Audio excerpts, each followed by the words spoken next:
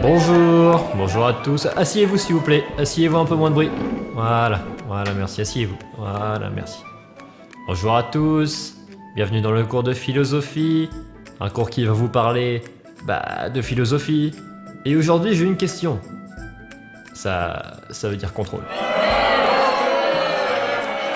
Allez hop, prenez une feuille, un stylo. Voilà, ouvrez les guillemets. Et vous notez.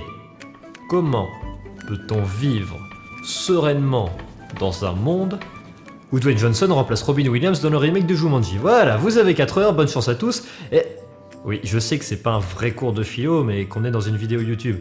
Et quoi, comment ça? Oui, c'est juste une introduction, la vidéo est assez différente et... Hein?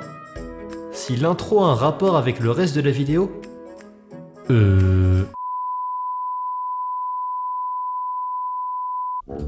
Bonjour à tous et bienvenue sur Il était une chaîne qui va vous proposer plusieurs émissions sur le cinéma. Et j'ai une question. On continue avec une question sur le cinéma. Que devient un acteur ou une actrice après avoir incarné plusieurs fois le même rôle au cinéma? La réponse est toute simple. Il tombe dans l'oubli. Merci à tous d'avoir regardé cette vidéo, j'espère qu'elle vous a plu. Je vous invite à vous abonner, et non mais restez ici, c'est pas fini du tout en fait. Par acteur ayant incarné plusieurs fois le même rôle au cinéma, je veux bien évidemment parler de ces stars qui étaient au premier rang dans une saga à succès, qui ont joué plusieurs fois le même rôle en étant la tête d'affiche de tout un tas de blockbusters, et puis qui, évidemment, une fois la saga en question terminée, sont tombés dans un quasi-anonymat. En clair, on n'entend plus du tout parler d'eux une fois qu'ils ont abandonné le rôle qui les ont rendus célèbres. Et si, et ils sont tellement devenus oubliables que très souvent on se souvient plus du nom du personnage que de celui de l'acteur. Pas qu'ils soient tous de très mauvais comédiens, non, juste que le personnage de fiction est plus connu qu'eux. Regardez lui par exemple, comment il s'appelle? Daniel Radcliffe. Mais moi, comme tout le monde, je l'appelle Harry Potter.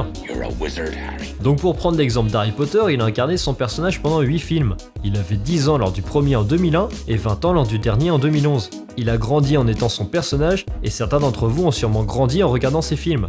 Et après le dernier Harry Potter, qu'est-ce qu'il a fait à votre avis? Il a joué dans des séries inconnues, dans des blockbusters oubliables ou encore dans des films obscurs. En conclusion, rien de très marquant. Et encore, lui il s'en sort bien, parce que si sa collègue Emma Watson a réussi à se faire un nom malgré peu de bons films, Ron Weasley, lui, n'a pas eu cette chance. Et sinon, pour le prochain exemple, c'est l'heure de ce que personne n'attend. Le point retour vers le futur. Michael J. Fox est l'interprète de Marty McFly dans la meilleure trilogie du monde. Il était promis à un très grand avenir, comme tous ces acteurs qui ont joué dans des sagas à succès, mais après le troisième retour vers le futur, eh bien plus rien. Son rôle le plus marquant après la trilogie étant un personnage secondaire dans Mars Attack, c'est pour dire. Il faut savoir qu'il est depuis longtemps atteint de la maladie de Parkinson, ce qui a totalement freiné sa carrière. En 2013, il fait son grand retour dans une série intitulée The Michael J. Fox Show, rien que ça. Mais la série est arrêtée en cours de saison car personne ne l'a regardée. Pour conclure, Michael J. Fox est donc lui aussi passé dans l'anonymat le plus total. Oh dur, c'est pas le pied. Encore? Mais qu'est-ce que c'est que ces histoires de pieds? Les pieds seraient le point sensible des hommes du futur? C'est peut-être dû à un accroissement de la pesanteur. Quoi?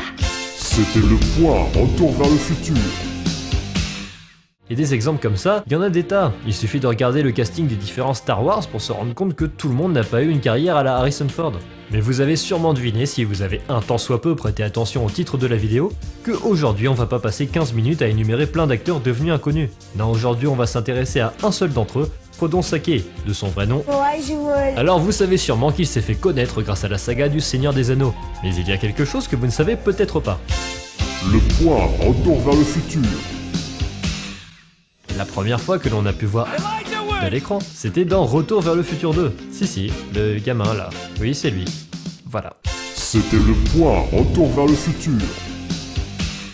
Et pour le reste de sa carrière, c'est un peu comme les autres. On note sa présence dans Eternal Sunshine of the Spotless Mind ou encore dans Sin City. Mais ça, c'était en 2004 et 2005. Alors qu'en 2015, c'était plutôt Le Dernier Chasseur de Sorcières avec Vin Diesel. C'est moins glorieux. Évidemment, lui aussi a joué dans des films ou séries un peu obscures, comme Harry Potter. Et vous savez quoi? Et c'est de ça qu'on va parler aujourd'hui. Parce que je suis tombé complètement par hasard sur Grand Piano, un film sorti en 2013 en direct ou DVD, qu'on peut résumer tout simplement par Frodon, qui joue du piano. dans un thriller espagnol. Le film est réalisé par Eugenio Mira, un illustre inconnu. Mais il est scénarisé par Damien Chazelle, qui a aussi scénarisé et réalisé l'excellent Whiplash en 2014. Et vous aurez compris que l'acteur principal n'est autre que... Donc sur le papier, Grande Piano paraissait comme un petit film sans grande ambition, mais qui peut nous faire passer un moment sympathique et qui nous permet de retrouver ce cher Frodon à l'écran. Et au final, eh bien voyons ce que l'on obtient. Alors avant d'évoquer le scénario du film, je suis obligé de parler du générique de début. Des gros plans sur toutes les parties d'un piano en rythme avec la musique, une mélodie aiguë au piano accompagnée par des notes plus graves et plus rapides, une musique à la fois mystérieuse et angoissante, sans parler des passages où les bruitages prennent le dessus sur la musique, y a pas à dire, ce générique est une sacrée réussite. On est tout de suite dans l'ambiance et on peut être qu'intrigué et tenté par la suite du film. Grande Piano raconte l'histoire de Tom Selznick, interprété par Elijah Wood. Tom Selznick est un des meilleurs pianistes de sa génération, un incroyable virtuose dit-on. Mais voilà, ce dernier s'est retiré de la scène à la suite d'un concert où il a raté le morceau La Cinquette de Patrick Gaudureau, qui en plus était son mentor. Un morceau qui depuis a été surnommé... 5 ans après son dernier concert, Tom Selznick revient sur scène pour une représentation unique à Chicago, motivé par sa femme, l'actrice Emma Selznick. Il va même jouer cette représentation sur le piano de Patrick Gaudureau, un Bosendorf qui est amené sur scène pour la première fois, spécialement pour l'occasion. Alors autant dire qu'au vu des conditions, notre personnage principal est un petit peu stressé. Et son stress est loin d'être terminé puisqu'il va découvrir sur sa partition pendant qu'il joue des menaces lui disant que s'il fait une seule fausse note, il meurt ou alors sa femme se fait tuer. On se rend donc compte très vite que quelqu'un veut du mal à notre héros. D'ailleurs, les deux personnages pourront se parler à l'aide d'une oreillette et ce pendant tout le reste du film. On aura donc le droit à des discussions entre le pianiste et son ennemi du jour en plein concert. Et c'est tout ce que je peux vous raconter sur le scénario du film. En effet, c'est un thriller et tout le but du film est de jouer sur le suspense. Donc si je vous en raconte trop sur son histoire, bah ça sert plus à grand chose de regarder le film. Car oui, je l'ai pas encore dit, mais j'ai vraiment bien aimé Grande Piano, et je vous conseille de le regarder. Alors vous l'aurez compris, toute l'action du film se passe dans un théâtre, en huis clos, en pleine représentation de musique classique. On observe donc pendant une grande partie d'un film de 1h20, un homme qui joue du piano et qui parle à quelqu'un que l'on ne voit pas. Et malgré ça, on ne s'ennuie pas une seule seconde pendant tout le film. Et ça s'explique très facilement. Alors déjà, c'est très bien réalisé. On enchaîne les plans de plus en plus originaux, des angles de caméra intéressants, on va du pianiste au public en passant par les autres musiciens. On a donc une mise en scène qui cherche à se compliquer la vie. On a le droit à des séquences toujours plus variées, alors qu'on est dans la même pièce pendant plus de la moitié du film. Ça permet aux spectateurs de ne jamais trouver le temps long et de rester dans l'ambiance du long métrage. Mais surtout, le grand point fort du film, c'est sa bande son. Et je ne parle pas que de la musique, mais bien de l'ensemble du son. On est notamment porté par la voix de John Cusack, qui joue le méchant de l'histoire. Il est en voix off durant une bonne partie du film, et c'est lui qui donne les indications à notre personnage principal. Ses discussions avec Tom Selznick sont prenantes, et la musique en fond, qui est diégétique, à savoir interne à l'histoire, c'est celle qui est jouée par les musiciens du film, ajoute une grande tension à l'intrigue. Tout est bien rythmé, on n'a aucun moment de répit, et le son y est pour beaucoup. Je dois aussi revenir sur les acteurs.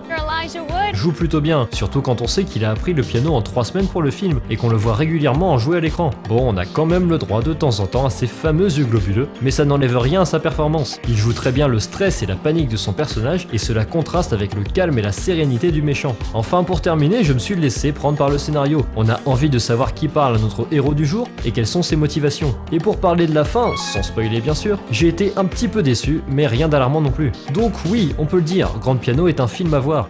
Mais à votre avis, est-ce que ce film a été un succès ? Bien sûr que non, un film sorti directement en DVD réalisé par un espagnol inconnu avec une ex-star dont personne ne se souvient, aucune chance que ça marche. Et c'est bien dommage puisque ça aurait permis à de revenir un peu sur le devant de la scène, et peut-être que si Grande Piano avait marché, eh bien on aurait eu le droit à d'autres thrillers sympathiques du même réalisateur, voire scénarisés par Damien Chazelle. Mais le pire dans tout ça, c'est que les quelques personnes ayant vu le film n'ont pas toujours été tendres avec, lui reprochant principalement un scénario pas très réaliste, voire reprochant qu'il ne tient pas du tout la route. Personnellement, je trouve ces critiques un peu dures parce que le film nous dit dès le début qu'on a affaire à un maître du piano, si ce n'est au meilleur pianiste du monde. Alors est-ce qu'on peut vraiment en vouloir au scénariste de faire parler un pianiste en stress à quelqu'un qui lui met une pression supplémentaire tout en jouant devant des centaines de personnes juste parce que Jean-Kevin 37 ans ne pourrait pas le faire dans la vraie vie? Ou encore se plaindre parce que Tom Selznick envoie un SMS tout en jouant de la musique classique? Et puis même on s'en fiche, ça permet de faire avancer l'intrigue sans être complètement tiré par les cheveux. Donc non, je regrette, on ne peut pas dire que le film est mauvais juste à cause de ça. L'autre principal reproche fait au film, c'est sa fin, et plus particulièrement les motivations du méchant, jugées inappropriées, qui ne justifient soi-disant pas tout ce qui se passe dans le film, ou qui ont simplement déçu des spectateurs. Mais ça, je vous laisserai juger vous-même.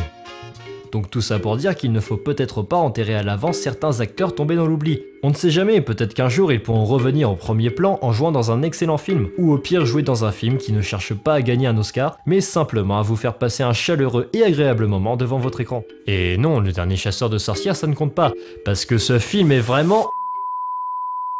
Merci à tous d'avoir regardé cette vidéo, n'hésitez pas à donner votre avis, critiques et conseils en commentaire. Partagez la vidéo pour faire découvrir la chaîne, c'est important.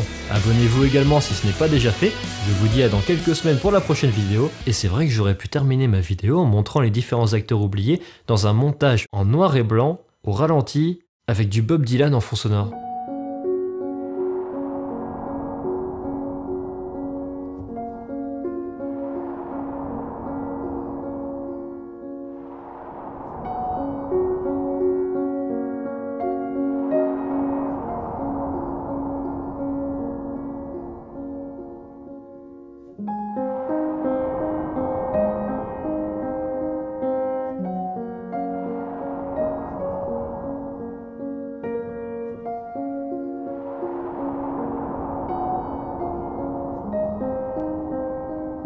Mais non, je vais pas le faire en fait.